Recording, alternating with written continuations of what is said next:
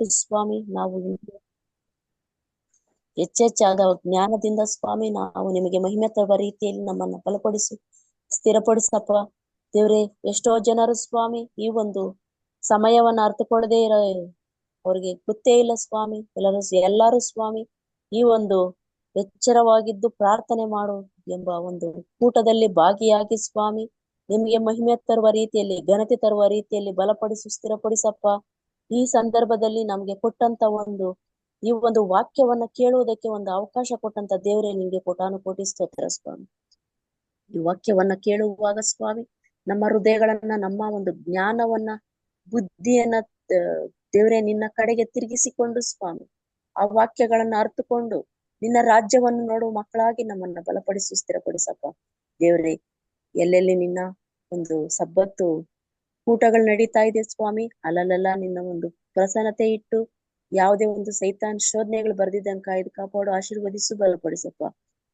ನಿನ್ನ ಒಂದು ಕರ್ತನ ಭೋಜನ ಕೂಟಕ್ಕೆ ನಾವು ಹೋಗುವಾಗ ಸ್ವಾಮಿ ಯಾವುದೇ ಸೈತಾನ್ ಶೋಧನೆಗಳು ಬರ್ದಿದ್ದಂಗೆ ಕಾಯ್ದು ಕಾಪಾಡು, ಆಶೀರ್ವದಿಸು, ಬಲಪಡಿಸು.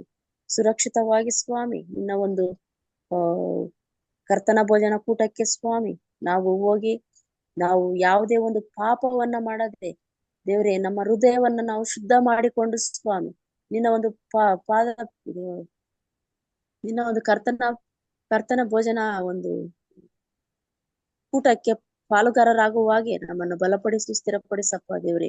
ನಿನ್ನ ರಾಜ್ಯವನ್ನ ನೋಡುವ ಮಕ್ಕಳಾಗಿ ನಮ್ಮನ್ನು ಬಲಪಡಿಸಿ, ಸ್ಥಿರಪಡಿಸು ದೇವ್ರೆ. ಎಲ್ಲಾರು ಸ್ವಾಮಿ ನಿನ್ನ ಒಂದು ಶುದ್ಧ ಮನಸ್ಸಿನಿಂದ ಬಂದು ಸ್ವಾಮಿ, ಶುದ್ಧ ಹೃದಯದಿಂದ ಬಂದು ಸ್ವಾಮಿ ನಿನ್ನಲ್ಲಿ ಭಯ ಭಕ್ತಿಯಿಂದ ನಾವು ಎಲ್ಲಾರು ಒಟ್ಟಾಗಿ ಕೂಡಿ ಸ್ವಾಮಿ ನಮ್ಮನ್ನು ನಾವು ತಗ್ಗಿಸಿಕೊಂಡು ನಿಮ್ಮ ಒಂದು ಕೂಟಕ್ಕೆ ಪಾಲುಗಾರರಾಗುವಾಗೆ ನಮ್ಮನ್ನ ಬಲಪಡಿಸು, ಸ್ಥಿರಪಡಿಸು ದೇವ್ರೆ. ಆ ಸಭೆಯನ್ನ ನಿಂಪಾದಕೊಪ್ಸಿ ಬೇಡುವಾಗ ಸ್ವಾಮಿ ಇನ್ನ ಎಷ್ಟೋ ಜನರು ಸ್ವಾಮಿ ಆ ಸಭೆಯಲ್ಲಿ ಬಂದು ನಿಮ್ಮನ್ನು ಘನತೆ ತರುವ ರೀತಿಯಲ್ಲಿ ಬಲಪಡಿಸು, ಸ್ಥಿರಪಡಿಸಪ್ಪ.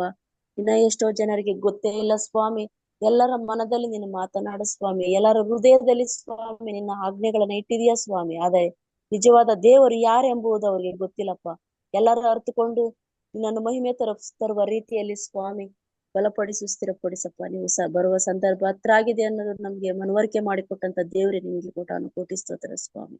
ದೇವ್ರೆ ಈ ಸಂದರ್ಭದಲ್ಲಿ ಒಂದು ಪ್ರಾರ್ಥನೆ ಮಾಡುವುದಕ್ಕೆ ಅವಕಾಶ ಕೊಟ್ಟಂತ ದೇವ್ರೆ ನಿಮ್ಗೆ ಕೋಟಿ ಸ್ತೋತ್ರ ಸ್ವಾಮಿ.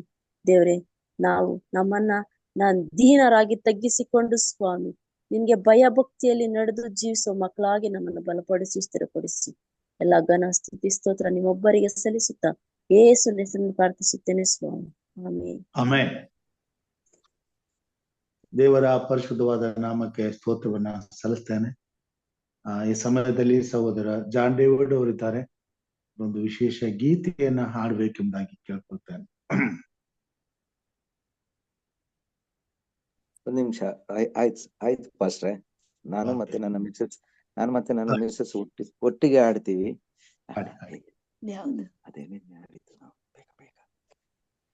Hallelujah, hallelujah, hallelujah. ಕ್ರಿಸ್ತನ ಪರಿಶುದ್ಧವಾದ ನಾಮಕ್ಕೆ ಸ್ತೋತ್ರವಾಗಲಿ. ಈ ಬೆಳಗಿನ ಜಾವದಲ್ಲಿ ಕರ್ತನೆ ಒಂದು ಆರಾಧನೆಯ ಮೂಲಕ, ಒಂದು ಗೀತೆಯ ಮೂಲಕ ನಿನ್ನನ್ನು ಆರಾಧಿಸಲು ಕೊಟ್ಟಂತ ಕೃಪೆಗಾಗಿ ನಿನಗೆ ಸ್ತೋತ್ರವನ್ನು ಸಲ್ಲಿಸುತ್ತೇವೆ. ಏನು ಇಲ್ಲದ ನೀ ನನ್ನ ಮೇಲೆ ಎತ್ತಿದೆ, ನಿನ್ ಪ್ರೀತಿ ನೇನೆ ಸಾಲು, ಸ್ತೋತ್ರದಿ ಹಾಡುವೆನಾ. ಏನು ಇಲ್ಲದ ನೀ ನನ್ನ ಮೇಲೆ ಎತ್ತಿದೆ, ನಿನ್ ಪ್ರೀತಿ ನೇನೆ ಸಾಲು,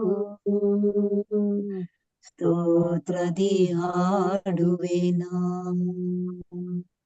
ನೀ ನನ್ನ ಪ್ರೀತಿಸಲು ನಾ ಯೋಗ್ಯನೋ ರಾಜ,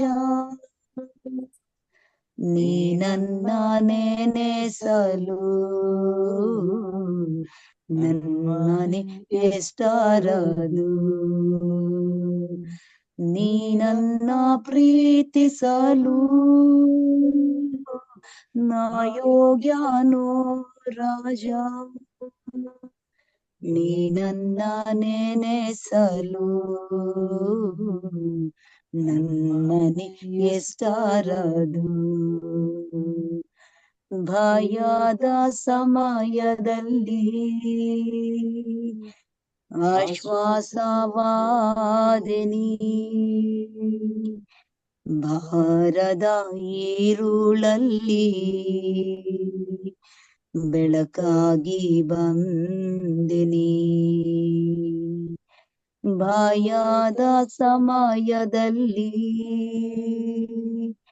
ಆಶ್ವಾಸವಾದೆ ನೀ, ಭಾರದ ಈರುಳಲ್ಲಿ ಬೆಳಕಾಗಿ ಬಂದೆ ನೀ. ನೀ ನನ್ನ ಪ್ರೀತಿಸಲು ನಾ ಯೋಗ್ಯನೋ ರಾಜ, ನೀ ನನ್ನ ನೆನೆಸಲು ನನ್ಮನೆ ಎಷ್ಟಾರದು. ನೀ ನನ್ನ ಪ್ರೀತಿಸಲು ನಾ ಯೋಗ್ಯನೋ ರಾಜ, ನೀ ನನ್ನ ನೆನೆಸಲು ನನ್ಮನೆ ಎಷ್ಟಾರದು.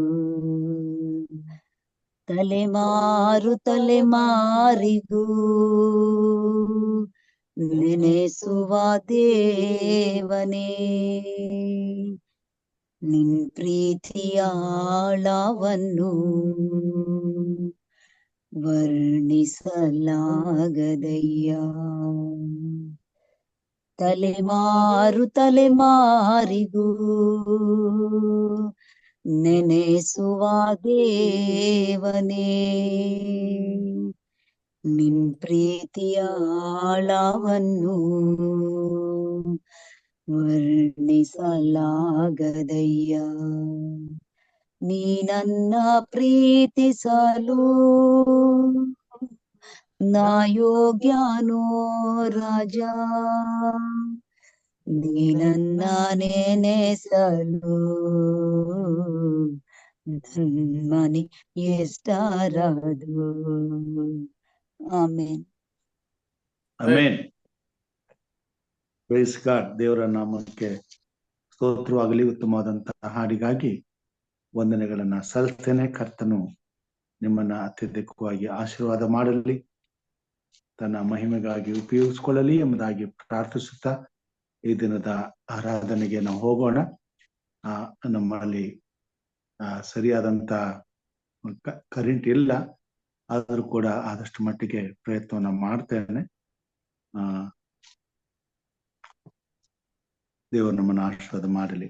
ಈ ದಿನದ ವಾಕ್ಯ ಭಾಗದಲ್ಲಿ ನಾವು ನೋಡುವಾಗ ಯೆಶಾಯನು ಬರೆದಂತ ಪ್ರವಾದನೆಯಲ್ಲಿ 27ನೇ ಅಧ್ಯಾಯ 2-6 ವಚನಗಳ ತನಕ ಈ ಮಾತುಗಳನ್ನ ಬರೆಯುವಂತವನಾಗಿದ್ದಾನೆ. ಇಲ್ಲಿ ಆ ದಿನದಲ್ಲಿ ಹೀಗೆ ಗಾಯನ ಮಾಡುವವರು, ಇಗೋ ವಿಹಾರದ ತೋಟ, ಇದನ್ನು ಕುರಿತು ಹಾಡಿರಿ. ಯೆಹೋವನಾದ ನಾನು ತೋಟಗಾರನು, ಕ್ಷಣ ಕ್ಷಣವೂ ನೀರು ಹೊಯ್ಯುತ್ತಿದ್ದೇನೆ, ಯಾರು ಮುಟ್ಟದ ಹಾಗೆ ಹಗಲಿರುಳು ಕಾಯುತ್ತೇನೆ. ರೌದ್ರವು ನನ್ನಲ್ಲಿಲ್ಲ, ಮುಳ್ಳು ಗಿಳ್ಳು ನನಗೆ ಎದುರು ಬಿದ್ದರೆ ಎಷ್ಟು ಒಳ್ಳೆಯದು. ಅವುಗಳಿಗೆ ವಿರುದ್ಧವಾಗಿ ಯುದ್ಧಕ್ಕೆ ನಡೆದು ಹೋಗಿ ಒಟ್ಟಿಗೆ ಸುಟ್ಟು ಬಿಡುವೆನು. ಬೇಡವಾದರೆ ಆ ಶತ್ರುಗಳು ನನ್ನ ಬಲವನ್ನು ಶರಣು ಹೊಂದಲಿ, ನನ್ನ ಸಂಗಡ ಸಮಾಧಾನಕ್ಕೆ ಬರಲಿ, ನನ್ನೊಡನೆ ಸಂಧಿ ಮಾಡಿಕೊಳ್ಳಲಿ. ಮುಂದಿನ ಕಾಲದಲ್ಲಿ ಯಾಕೋಬು ಬೇರೂರುವುದು, ಇಸ್ರಾಯೇಲು ಹೂ ಬಿಟ್ಟು ಚಿಗುರುವುದು, ಆ ವೃಕ್ಷವು ಭೂಮಂಡಲವನ್ನೆಲ್ಲ ಫಲದಿಂದ ತುಂಬಿಸುವುದು. ದೇವರು ತಾನೇ ತೋಟಗಾರನಾಗಿ ತನ್ನ ಹೊಲದಲ್ಲಿ ಫಲವನ್ನ ಬೆಳೆಸುವಂತವನಾಗಿದ್ದಾನೆ ಮತ್ತು ಫಲವನ್ನ ಕೊಡುವಂತವನಾಗಿದ್ದಾನೆ.